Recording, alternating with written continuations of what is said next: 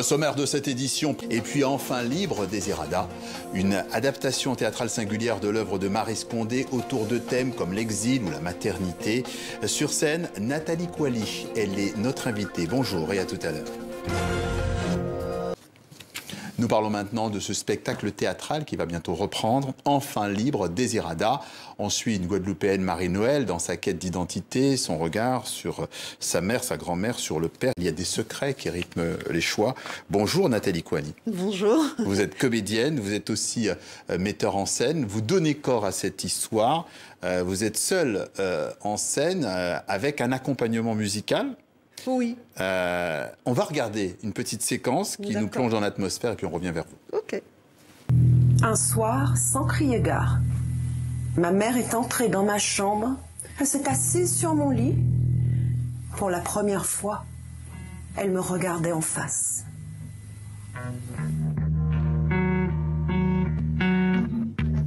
Il voulait partir en Amérique, dans une grande ville. Accident ou suicide, les deux thèses sont plausibles. Est-ce qu'il était trop pété pour voir où il mettait les pieds? Je sais pas si j'ai pleuré à ce moment-là. Un livre, Désirada. Ensuite, Guadeloupéenne, Marie-Noël, dans sa quête d'identité. Elle vous pénétrait jusqu'au fin fond de l'âme. La police avait repêché son corps. Je crois que j'étais plus capable de souffrir. Contrairement à ce que l'on croit, ce sont les femmes qui se proposent aux hommes.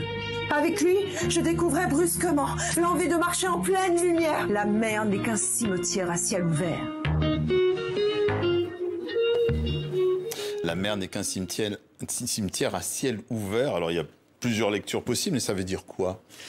Ça veut dire que quand on est pêcheur, il doit y avoir beaucoup de pêcheurs dans la mer. Oui, voilà. Effectivement, parce que c'est le risque du métier. Oui. Globalement, cette pièce... comment vous la connectez à ces questions d'identité, voire d'héritage?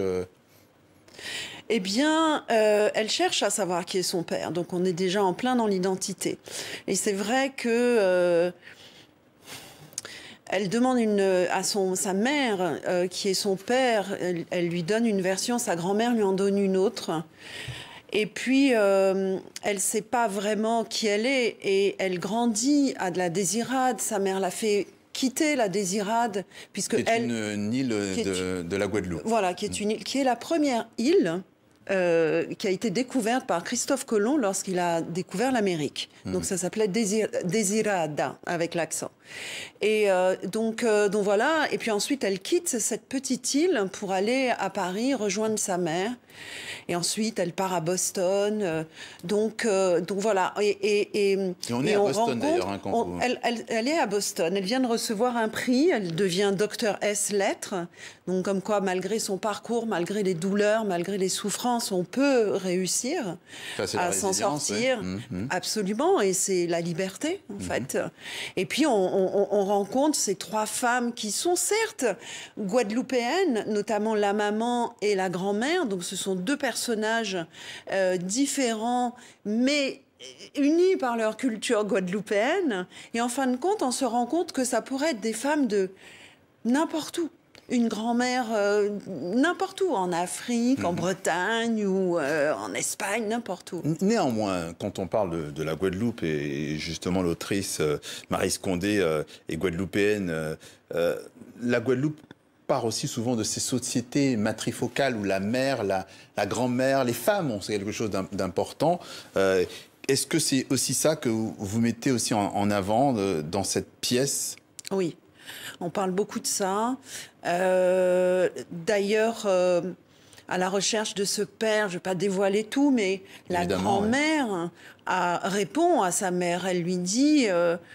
à sa fille, pardon, elle lui dit, moi, ça je peux le dire, elle dit, moi, ma mère ne connaissait pas son père, moi je ne sais pas qui est le mien.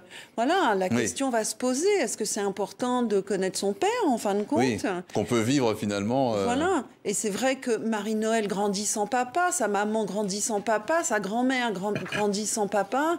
Ça en fait quand même des femmes particulièrement très bien. avec du caractère, on va dire.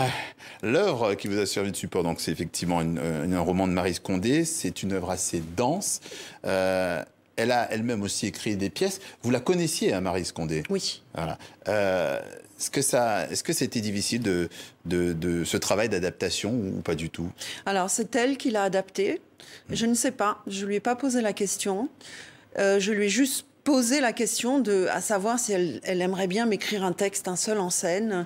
Et c'est elle qui a décidé, qui a choisi un de ses livres qu'elle allait adapter au théâtre. C'est la première fois, hein, qu'elle adapte un de ses romans. Oui. Elle a déjà écrit des pièces de théâtre, mais l'adaptation de son propre roman, c'est la première. Et vous savez pourquoi c'est ce roman-là qui a été choisi comme adaptation pour vous? Oui, parce qu'elle a vu, elle savait qu'il y avait un événement important dans ma vie qui risquait de se passer à la Désirade, que j'aime beaucoup la Désirade. Elle m'a dit, puisque tu aimes cette île, je te propose d'adapter Désirada. Après, le personnage est métis aussi, donc je pense que ça joue. Ouais. Et voilà. Donc des logiques de convergence. La musique, j'ai dit tout à l'heure que ça accompagnait finalement votre prestation. Alors il y a cette guitare, comment vous l'appelez cette guitare? C'est un Chapman Stick. Voilà. C'est un instrument qui a 10 ou 12 cordes. Celle de David, je crois qu'elle a 10 cordes. David Blamèble, c'est ça, hein? Oui. Donc cette musicalité, cette mise en scène, il y a aussi cette mise en souffle. Quand on ajoute tout ça, ça veut dire quoi dans le spectacle, dans le fait que ça soit un spectacle vivant? Ben, ça le rend encore plus vivant. Oui. D'abord, c'était un souhait de Maryse d'avoir de la musique. Moi, tout de suite, ça m'est venu. Je me suis dit, oui, il faut de la musique. Donc, dans la première version, il y avait de la musique, mais différemment. Et là, le fait d'avoir un metteur en souffle, d'avoir travaillé avec Kondo, qui m'a un petit peu aiguillé sur le slam, la différence avec le rap. J'avais envie de mettre des styles dans la voix, de faire quelque chose de différent de ce qu'on voit d'habitude, et surtout d'apporter encore la touche de métissage dans la créativité. Oui. Et donc, elle va déclamer, elle va parler, elle va jouer, mais elle va un petit peu slammer, elle se laisse un peu... Ça rend aussi ce spectacle, justement, intergénérationnel, au-delà du fait qu'il y ait la mère, la grand-mère et la fille. Absolument. Et juste pour revenir sur la musique, c'est aussi une façon de faire passer un peu mieux les mœurs, parce que le texte, c'est du Condé, donc c'est dur. Alors, ça a l'air comme ça, quand on voit la bande-annonce, hyper dramatique et tout ça, oui. Mais en fin de compte, pas tant que ça, parce que plus ça va, plus on se libère avec David, et plus on arrive à avoir des rires. Et j'avais dit à Maryse, je veux réussir à faire rire. Elle m'a dit, si tu fais rire, ça sera bien. Ouais. Donc, vous l'avez joué en Guadeloupe, ce spectacle, comment il a été accueilli? Super. Oui, on a fait le lancement de l'année Maryse Condé. C'est ce qui avait été proposé par la région Guadeloupe. Et puis ensuite, on l'a rejoué au mois de mai, septembre-octobre cette année. Et il est très, très bien accueilli. Les gens aiment beaucoup. Ils adorent le voyage, de partir. Parce que quand même, on voyage. Hein. On est à Paris, on est à Boston, Paris, la Désirade. On part au soleil. Il y a cette complicité d'ailleurs qu'on voit ici, effectivement. Ouais, je suis encore pas très... j'ai des frissons. Oui. Je n'arrive pas à me faire à son départ. À son départ, oui, parce qu'il faut rappeler effectivement qu'elle s'en est allée il y a un an, le 2 avril 2024. Nous avons d'ailleurs célébré ici son parcours. Finalement, quand vous avez... en tout cas, c'est pour vous un beau cadeau qu'elle vous a fait.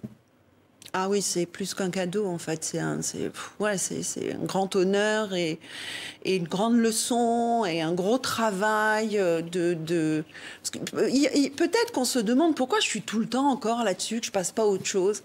Parce que je pense qu'une œuvre, elle doit vraiment aller se manger jusqu'au bout, jusqu'à ce qu'il en reste rien. Oui. Vous avez parlé de plusieurs versions, de toute façon. Oui. Elle évolue, sa vie. Oui. Et puis il y a eu une première version que je remercie beaucoup, la compagnie A, Antoine Herbez. On a fait un magnifique travail, c'était sublime. Et puis notre temps est arrivé, on s'est séparés, on avait besoin de passer à autre chose. Et puis là est née celle-là. Et puis c'est vrai que j'avais besoin de me l'accaparer un petit peu. C'est un texte qui a été adapté pour moi, écrit pour moi. J'avais besoin d'aller au bout de ce de moi. grandir aussi dans cette... Oui, vous-même aussi. Oui. La pièce Enfin libre, Désirada, va reprendre à partir du 10 mai. C'est une date assez symbolique d'ailleurs pour la France. Absolument. Et ensuite en tournée. Merci Nathalie Coily d'être passée par le journal de TV5 Monde. Et je compte sur vous le 10. Et c'est tout pour aujourd'hui. Merci, à bientôt.